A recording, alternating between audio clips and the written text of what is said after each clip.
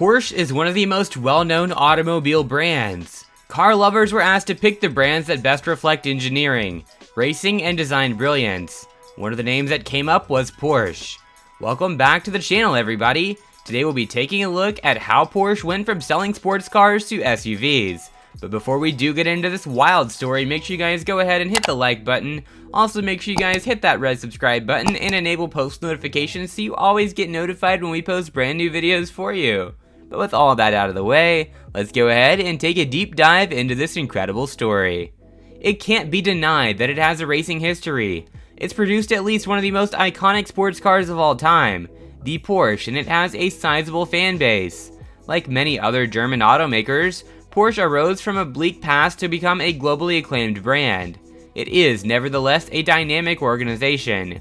The once independent sports car manufacturer has become a brand within the large Volkswagen Group, a corporation with which Porsche has a long relationship, and it is regarded as a one-of-a-kind gem in that portfolio.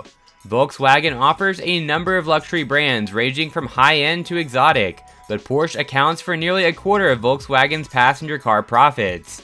While its admirers may think of sports cars, its sports utility vehicles are what sells nowadays. This comes at a time when Porsche is at another potentially critical crossroad. Electrical vehicles are on the way, and Porsche, which is generally inventive and groundbreaking, is playing catch-up. Porsche has a long history of innovation and competitive success on its side, but it has built its reputation in automobiles around gasoline-powered engines.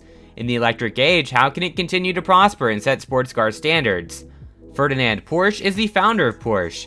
He was a civil engineer who was born in 1875 in Bohemia, which was then part of Austria-Hungary, and is now part of the Czech Republic. Ferdinand Porsche cemented his position in history as the designer of Adolf Hitler's People's Automobile, or Volkswagen. The car he created was known as the Type 1, but it is now known as well being the Volkswagen Beetle.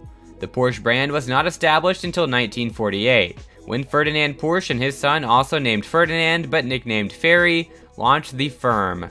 The 356 Days was the name of their first production automobile.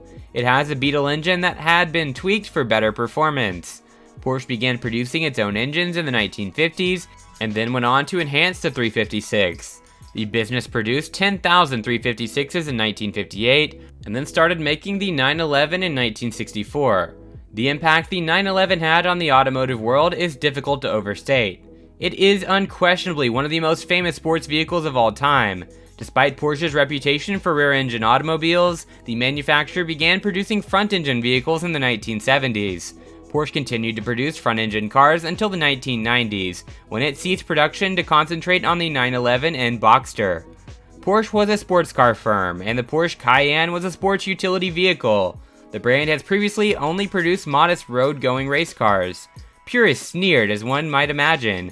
The general consensus was that Porsche was compromising its brand identity and possibly selling out. SUVs had evolved in the American auto market from purpose-built vehicles for off-roading and the great outdoors to bookable replacements for family station wagons and the minivan. Though the Cayenne was an SUV, it was a high-performing one, so the distrust did fade over time. A Porsche Cayenne won the Trans-Siberian Rally in 2006. It's a long and arduous race that begins in Moscow and ends in Ulaanbaatar, Mongolia. The Porsche Cayenne S vehicles finished first, second, and third in the event the next year.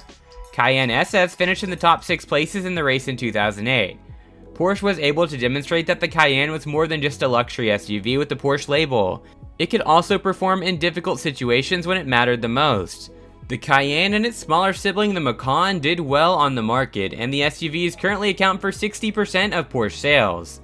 In the US alone, the brand sold 57,294 units in 2020, about double the previous peak of around 30,000, when Porsche was still a pure sports car firm in the 1980s that it witnessed.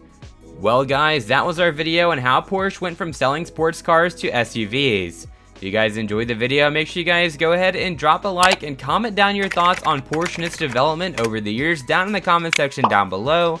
Also, make sure you guys hit that red subscribe button and enable post notifications so you always get notified when we post brand new videos for you.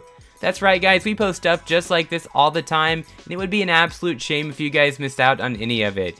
Anyways, we are signing off for now, but we will be sure to catch you all in the next one. Peace.